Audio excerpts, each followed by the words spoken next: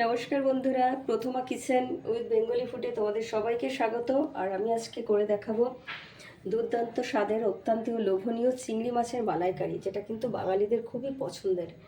তো অবশ্যই ভিডিওটা শেষ পর্যন্ত দেখবে, স্কিপ না করে, তাহলে কিন্তু নিশ্চয়ই ভালো লাগবে। আর চিংড়ি মাছের মালাইকারি করার জন্য আমার এখানে এরকম বড় সাইজের 10-12টা কিন্তু গলদা চিংড়ি রয়েছে। এছাড়াও যা যা লাগবে, এখানে রয়েছে একটা গোটা নারকেল, মিডিয়াম সাইজের নারকেলটাকে কিন্তু আমি মিক্সারে পেস্ট করে দুধ বের করে নিয়েছি। আর এছাড়াও লাগবে কয়েকটা গোটা কাজু বাদাম, আছে লঙ্কার গুঁড়ো, ধনিয়া পাউডার, জিরের গুঁড়ো, চিনি, লবণ, হলুদ গুঁড়ো, গরম মশলার গুঁড়ো, কয়েকটা কাঁচা লঙ্কা চেরা, আর আছে আদা রসুনের পেস্ট, রয়েছে পেঁয়াজ কুচি, এছাড়াও রয়েছে টমেটো, আমি 4 ফালি করে কেটে নিয়েছি, 2টো ছোটো সাইজের টমেটো, আর রয়েছে ঘি। এছাড়া গোটা গরম মশলা রয়েছে, এখানে রয়েছে তেজপাতা, লবঙ্গ, এলাচ, দারচিনি। তো চিংড়ি মাছ কিন্তু অনেকে অনেকভাবে কাটে, তো আমিও একটা কেটে দেখাবো। তো প্রথমেই কিন্তু কাঁচি দিয়ে চিংড়ি মাছের যত সুদ্দারা আছে সমস্ত কিছুই আমি কেটে নেব। ঠিক এইভাবে কাটতে হবে। তারপরে কাঁচি দিয়ে কিন্তু এই চিংড়ি মাছের মাথার এখান থেকে আমি 3 কোনা করে একটু কেটে নেব। এইভাবে কেটে নিতে হবে। আর এর ভিতর যে কালো একটা অংশ রয়েছে, সেটাও কিন্তু এই কাঁচি দিয়ে আমি এইভাবে বের করে নেব।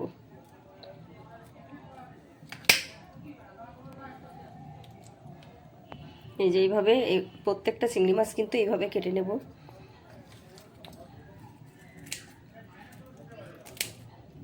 লেজের অংশটাও কাঁচির সাহায্যে এভাবে কেটে নেব।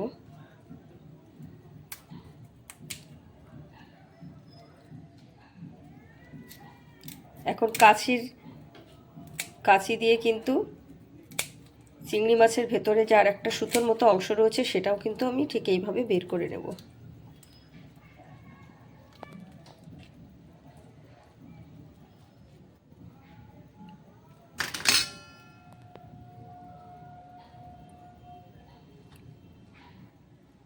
এই যে এইভাবে কিন্তু প্রতিটা চিংড়ি মাছ কেটে নিতে হবে ভালো করে পরিষ্কার করে। আমি কাঁচি দিয়ে কেটেছি, তোমরা চাইলে বটি দিয়েও কেটে নিতে পারবে। চিংড়ি মাছগুলো আমি সুদ দ্বারা সমস্ত কিছু ছাড়িয়ে ভালো করে পরিষ্কার করে ধুয়ে নিয়েছি। আর এখন আমি কিছুটা লবণ, হাফ চামচ হলুদ গুঁড়ো আর কিছুটা লঙ্কার গুঁড়ো দিয়ে ভালো করে মাখিয়ে নেব। তো চিংড়ি মাছের মালাইকারি করার জন্য আমি ফ্রাই প্যানে সর্ষের তেল বসিয়ে দিয়েছি। তেলটা গরম হয়ে গেছে। এখন দিয়ে দেবো কুচানো পেঁয়াজ, আর দেব টমেটো কুচি, কাঁচা লঙ্কা চেরা, গোটা কাজু বাদাম,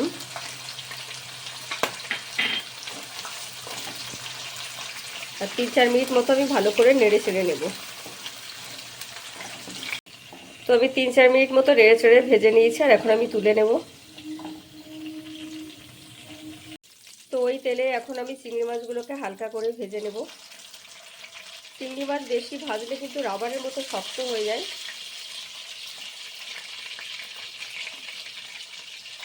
দুপাশে উল্টে ভালো করে ভেজে নেব। তো আমি 3-4 মিনিট মতো চিংড়ি মাছটা হালকা করে ভেজে নিয়েছি, গ্যাসের ফ্লেমটাকে মিডিয়ামে রেখে। আর এখন ওই তেলেই আমি ফোড়ন হিসাবে দেব একটা তেজপাতা, আর হচ্ছে এলাচ, লবঙ্গ, দারচিনি। আর এখন দেব পেঁয়াজ কুচি।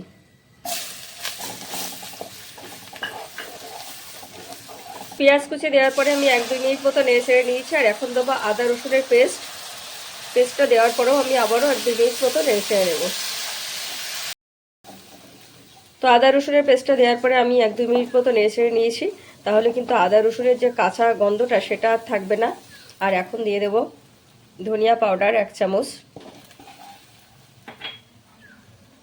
জিরের গুঁড়ো 1 চামচ, 1 চামচ লঙ্কার গুঁড়ো, 1 চামচ হলুদ গুঁড়ো,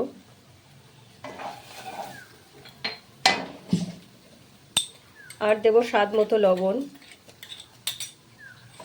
দিয়ে ভালো করে মশলাটাকে কষিয়ে নেব। তো পেঁয়াজ, কাজু বাদাম, টমেটো আর কাঁচা লঙ্কা যেটা আমি কড়াইতে ফ্রাই করে নিয়েছিলাম সেটা আমি মিক্সচারে পেস্ট করে নিয়েছি ঠান্ডা করার পর। আর এখন আমি এটা দিয়ে দেব।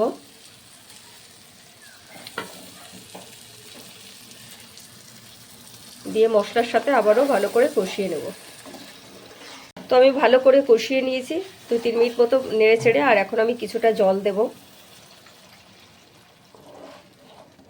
অল্প পরিমাণ জল দেওয়ার পরে আমি 3-4 মিনিট মতো কষিয়ে নিয়েছি মশলার সাথে। আর এখন দিয়ে দেবো ভেজে রাখা চিংড়ি মাছগুলো। চিংড়ি মাছগুলো দেওয়ার পরে আমি 3-4 মিনিট ভালো করে উল্টে পাল্টে নেড়ে ছেড়ে নিয়েছি। আর এখন দিয়ে দেবো নারকেলের দুধটা।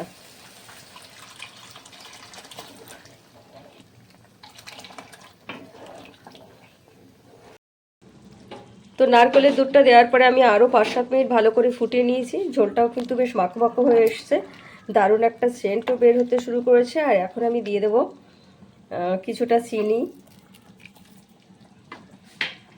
আর দেবো 1 চামচ ঘি,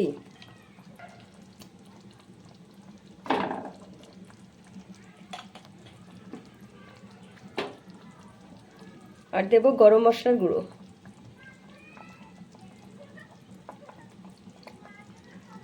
তো একটু ভালো করে নেড়ে ছেড়ে নিয়ে আমি নামিয়ে দেব। আমার রান্না পুরোপুরি কমপ্লিট। তো আমার চিংড়ি মাছের মালাইকারি পুরোপুরি কমপ্লিট, একেবারে সার্ভ করার জন্য রেডি। দারুণ স্বাদের একটা রেসিপি, সমস্ত বাঙালিদের কাছে কিন্তু প্রিয় চিংড়ি মাছ। তাছাড়া চিংড়ি মাছ কিন্তু ছোট বড় সকলেরই খুব প্রিয়, বিশেষ করে এই মালাইকারি। তো অবশ্যই রেসিপিটা শেষ পর্যন্ত দেখো আর ট্রাই করো এইভাবে, নিশ্চয়ই ভালো লাগবে। ভালো লাগলে অবশ্যই আমার চ্যানেলটিকে সাবস্ক্রাইব করে আমার পাশে থেকো আর লাইক কমেন্টস করো। আর এরকম নতুন নতুন ভিডিওর আপডেট পেতে অবশ্যই পাশে থাকা বেল আইকনটি প্রেস করো। আর সবাই খুব ভালো থেকো, সুস্থ থেকো। দেখা হবে নেক্সট কোনো ভিডিও নিয়ে আবারও সবার সাথে।